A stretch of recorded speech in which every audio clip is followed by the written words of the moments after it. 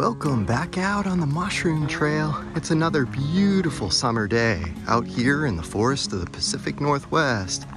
Let's jump in. Let's see what we see. So I'm just out exploring the woods, some different mossy little slopes. And we're out here in July. Typically, I'm not really on the lookout for chanterelles this time of year in the forest near me. But check this out. So something catching my eye right down here and in amongst the salal. Let's take a look. Let's see what we got here.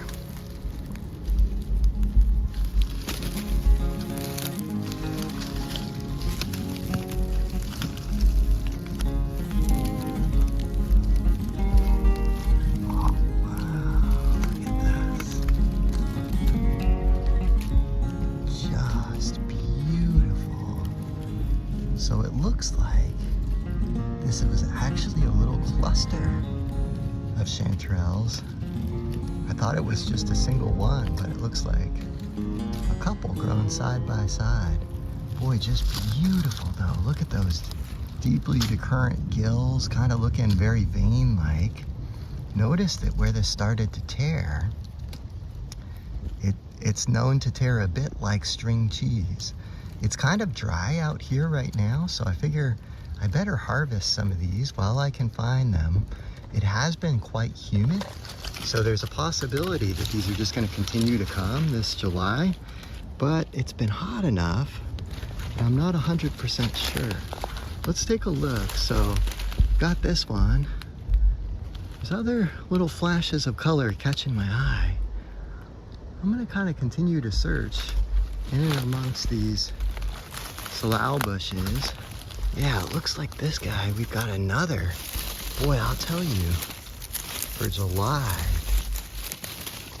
this is just an incredible find here. Let's give this guy a little bit of a tug. And you know, he's gonna actually break at the base, which I'm okay with. I'm gonna actually leave the base in there. I figure that's good for it.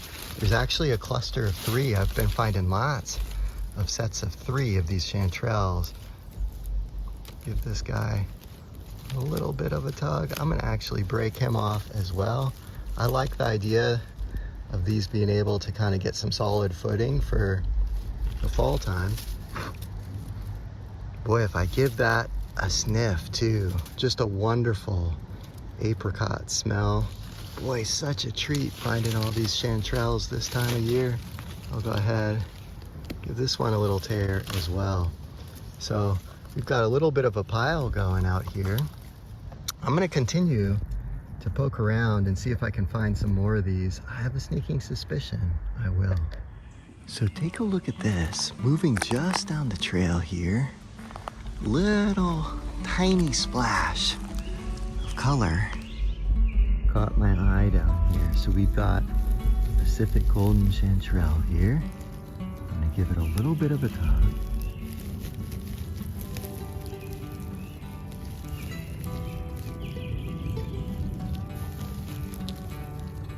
It's gonna break a little bit at the base, which is fine. Look at that, beautiful. And a lot of times, when I find a single golden chanterelle, it causes me to give pause and to just look around. Look at that. So there's another.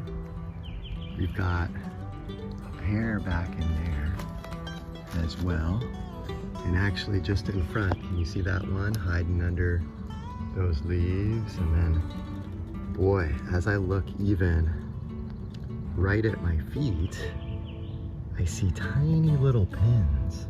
So check this out. So here's one right here. Maybe tough to discern, but that's the start of one. Boy, I see even more.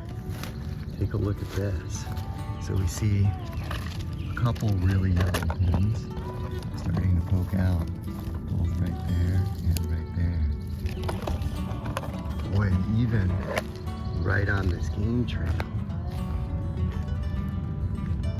Here's another one, just starting to poke out. Isn't that amazing? So really, all in this area, you know, what I would encourage you to do, whether it's summertime or fall time, if you find a single chanterelle, it's always a good idea to pause, get low to the ground so that you can really see the different features and the different profiles that are emerging from the surface. And give it a close look. I'm gonna continue to just kind of look around the base of these dug firs, and I suspect that I'll find quite a few more in here. This is just at first glance seeing these, and boy, depends on what this weather does. Maybe so dry that it might get dried out to the extent where they stop fruiting, but it sure looks like they're still in the process of just budding out. So as long as we get, you know, high humidity and perhaps an occasional rain, it'll be interesting to see if this will continue to produce all summer long. I certainly hope so. I do love seeing these guys out here this time of year. It's such a special treat. So we'll keep our fingers crossed and hope that they keep coming. But keep your eyes peeled out there. Amazing to see what's popping up out here in the forest. And moving just up this little game trail here on this mossy slope, I'm doing the same thing that I was demonstrating in last week's video, where, you know, if I go a little ways without seeing a chanterelle, I'll take a couple of these little bases and I'll sort of just plant them in the ground, kind of dig out a little bit of a hole and just kind of see if they do anything, because it can't hurt, right? These chanterelles right now are so dry that I can actually kind of tear off the bases, but the ones that are a little more moist that still come up with the base, I'll cut that base and then I'll kind of replant it. Boy, just up here, you can see another Russula. I don't know if you can make that out, but down here I see one, or actually a couple, that are a lot fresher. So look at this. So these are, of course, an example of the brittle gills, and you can see how they pushed up through that moss there. I'm just going to give this guy a little bit of a tug to demonstrate here. So you can see this as well is fairly dried out, and the cells on these Russulas are different than is typical with most mushrooms, which is why the stipe will break like chalk and the gills tend to be really brittle. They just have a different breaking pattern that's due to the round cell shape. So kind of interesting to see, and we can see we've got another one back here.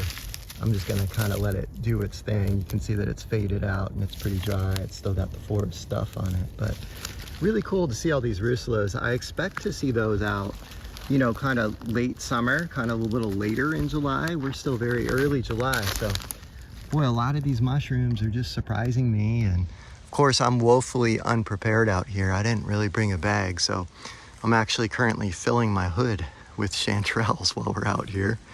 And we'll see if we can find any more while we're out here. You never know. And here's another Russula that's also quite dried out, but pretty cool the way that you can see this, all this stuff pushed up. Boy, it is super dry out here right now. So even though there was enough moisture for this stuff to fruit initially, I think it's gonna be short-lived unless we get some rain or something. Here you can see another pine sap. Just beautiful, all by its lonesome. So lacking friends out here, but we can see that this one is starting to point up at maturity. You can see that these get rather red in color, and we can see that the flower starts to point upwards. And so that's when it's starting to develop its seeds and kind of move on to that next stage. Whereas at youth, its flowers will droop.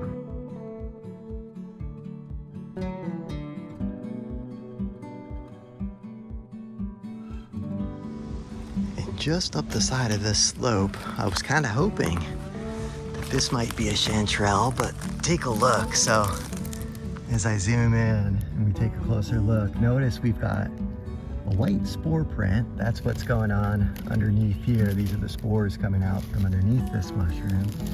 And if I brush off this cap, you can see quite clearly that this is an Amanita. So you can see the remnants of the universal veil up top, little striations at the edges.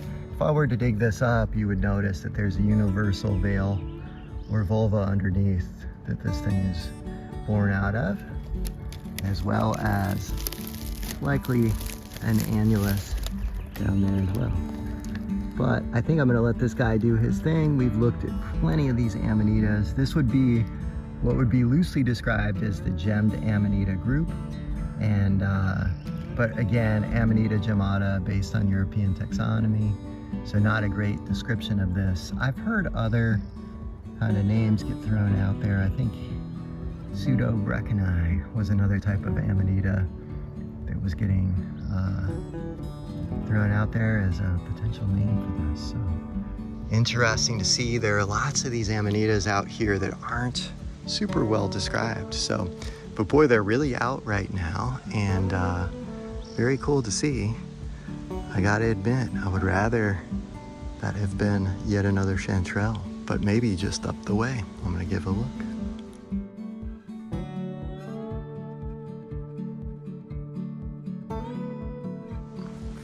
So take a look at this. This is kind of cool. Up here I see some blindingly white oyster mushrooms that look surprisingly fresh for July. Of course, it's at the same time that I forgot to bring any type of bag. I see some going down here, and then quite a few went all up the side. This alder here, so pretty cool to see. I think I'm gonna leave them. I've got my hood already full of chanterelles, but just the stark contrast of that white really caught my eye. And I think ultimately that's the secret to really finding a lot of mushrooms, is to leave your knife and your bag and everything that you would want if you came across a big flush. Leave all that stuff at home, and you'll come across whatever it is that you've been looking for, or whatever your heart's been desiring. It's funny the way it works sometimes. So I'm just checking up on the patch from last week, and there's an owl up here. There was quite the bit of chatter from these birds. So an owl is currently being chased off. Boy, I've been seeing a lot of barred owls out here recently, but you can hear them all alarming and chirping at that owl, and there he goes. So they successfully shoot him away. Interesting to see. But check this out. So right down here, so let's just come over here. So I wanted to check on, so those of you who saw last week's video may recall that on this slope I left quite a few chanterelles just to kind of grow out and get bigger. They've gotten a little bigger, but still relatively small. It's been so dry out here. But I'm gonna go ahead, I'm gonna harvest a couple more of these, add them to the collection that's in the hood, and just as we did last time, actually, I think I'm gonna cover that up and redistribute this little base. Usually they won't snap like that, but the fact that they're so dry, they're kind of behaving in funny ways, but I can tell that they're still moist enough that they're gonna taste excellent. So these will go into the hood with the others, and we'll look to plant some of these bases and distribute these in other parts of the forest where we're not necessarily seeing the same amount or number of chanterelles. So cool to be finding so many here in July. So this is kind of funny. I was looking for a good place to plant those little stubs, and wouldn't you know it, couple more, we've got little twins. I'm just giving those a feel. I might actually leave those, see if they'll get a little bit bigger I like to give them a chance to spore out a little bit. These are not terrible size, but I think they could stand to be a little bigger. But I may find a different place to plant those stubs where I'm not seeing chanterelles. Cool to see chanterelles reaching a size that's big enough where I know that they're sporing out, having a chance to do their thing out here. Very cool. And check this out. So, you know, we just pointed out these two, the little twins that I think I'm gonna leave. As I start to look around a little bit more, so just to give you an idea of what these look like on here, not easy to pick up on. We've got the salal leaves that are kind of thrown into the mix here, but we've got another one right down here doing its thing. Looks like maybe perhaps it's been nibbled on a little bit, but reasonable size. I may have to look a little more closely across this slope and see exactly how many are hiding in here amongst the mouse and the salal. But I'll tell you what, the hood's starting to get a little full. And yet another one, just a tiny, tiny little button there. Boy, they are just everywhere though. Cool to see. And they're sort of mixed in with these Amanitas. If only the chanterelles that were on this slope were that size, I'd be pretty stoked about that. So I'm just continuing to use what daylight is left here to scour the ground in search of chanterelles, and I came across this guy.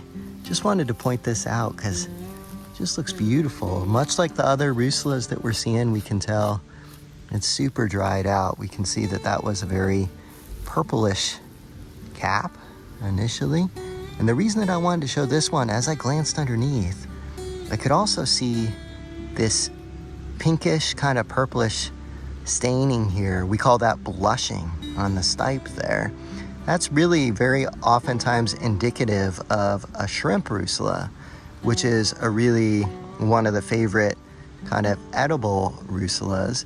When you're dealing with a Rusula mushroom, if you can differentiate it from an Amanita, so this is not going to have that partial veil or the remnant of the partial veil in the form of an annulus or ring.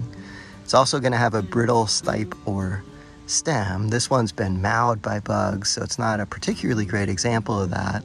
But also, if we look down at the base, we'll notice that this is not growing from a vulva or cup, as is the case with Amanitas. Once you get good at differentiating those two genus species, the Russula is one that you can definitely perform what we call a nibble and spit test on, where you can nibble a little bit of the side of this cap.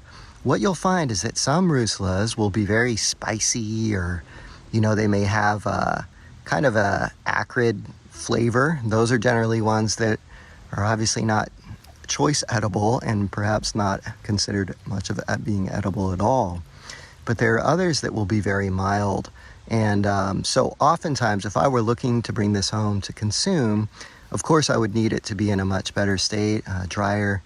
This is a little drier than I like it to be. It's also obviously bug-ridden. It's not one that I would even consider.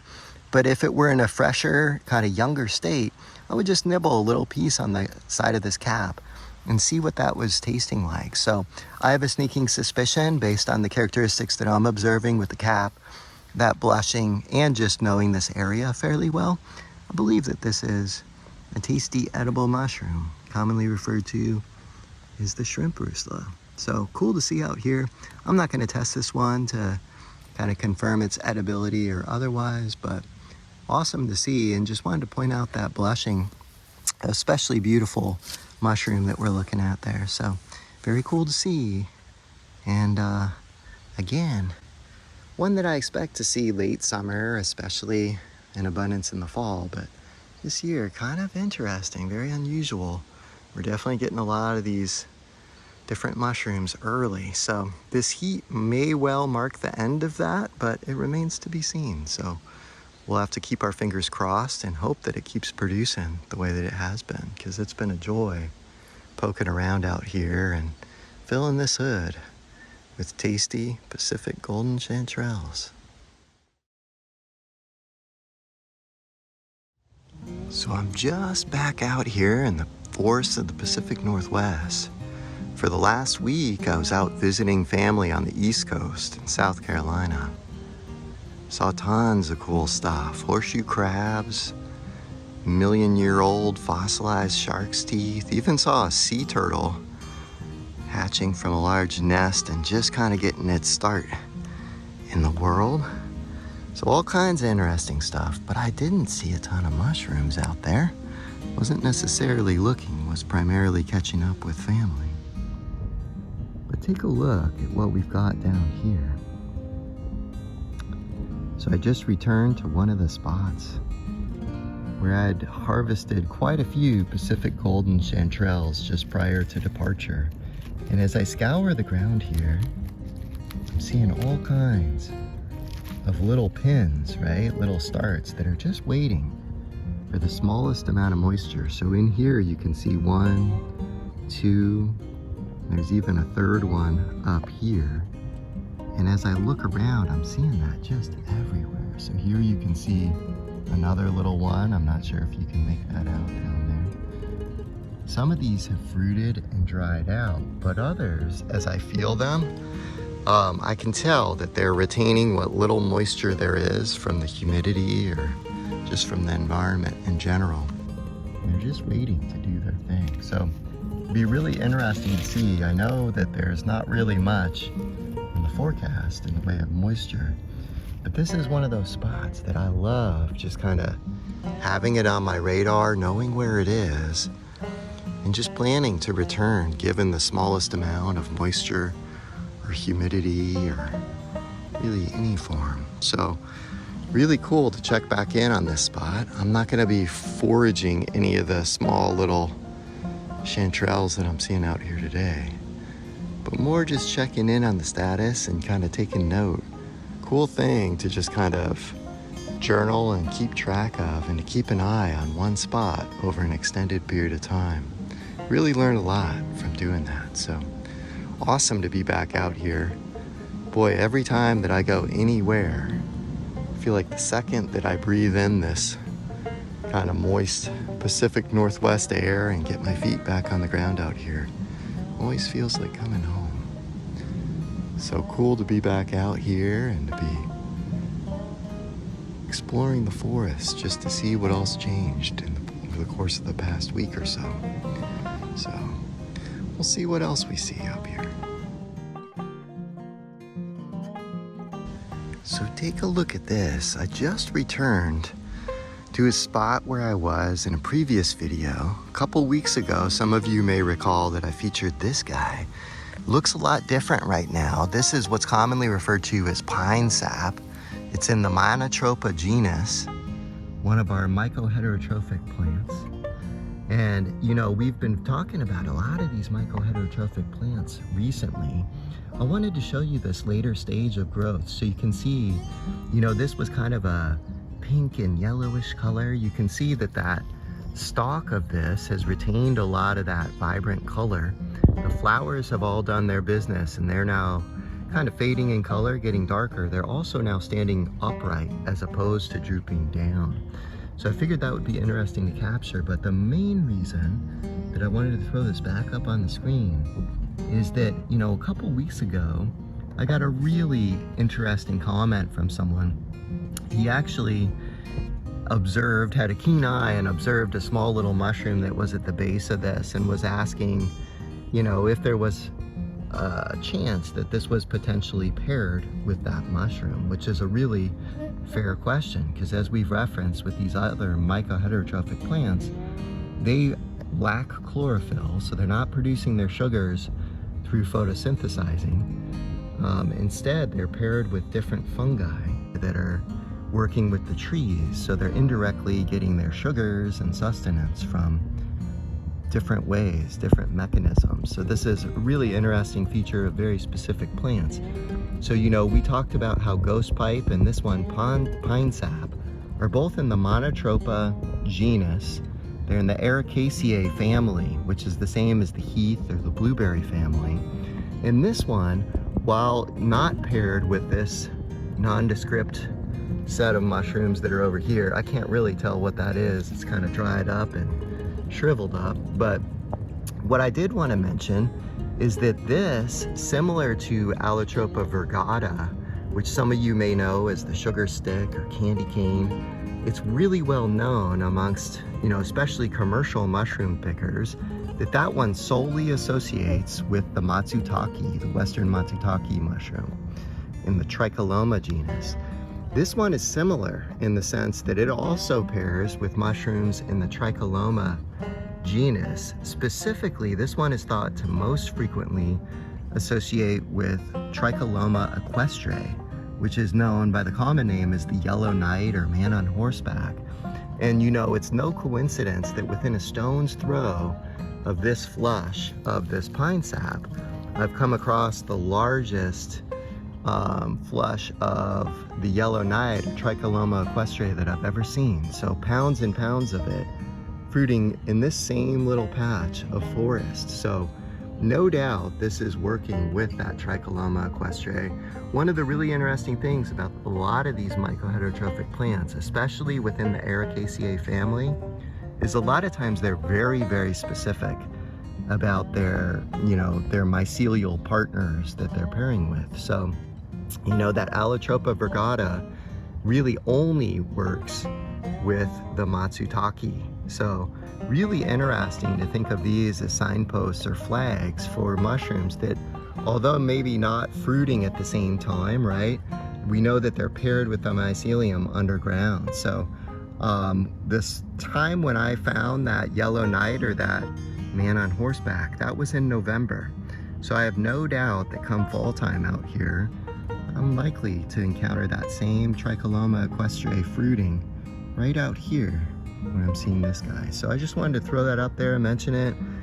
There's so many different layers to these mycoheterotrophic plants, so it's cool to just kind of pick away at them and learn everything we can about different mycoheterotrophic plants as they pop up, and just to really tune in to the connections or interconnections between everything going on out here in the forest. It's so cool the way that everything weaves together out here. And these are especially good examples of that. So very cool to see in a different stage of growth. This is our pine sap, just a beautiful plant that's going to seed out here and doing its thing.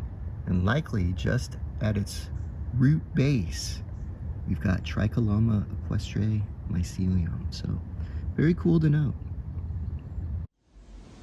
Just up here, we've got some Cooper's hawks going wild up there.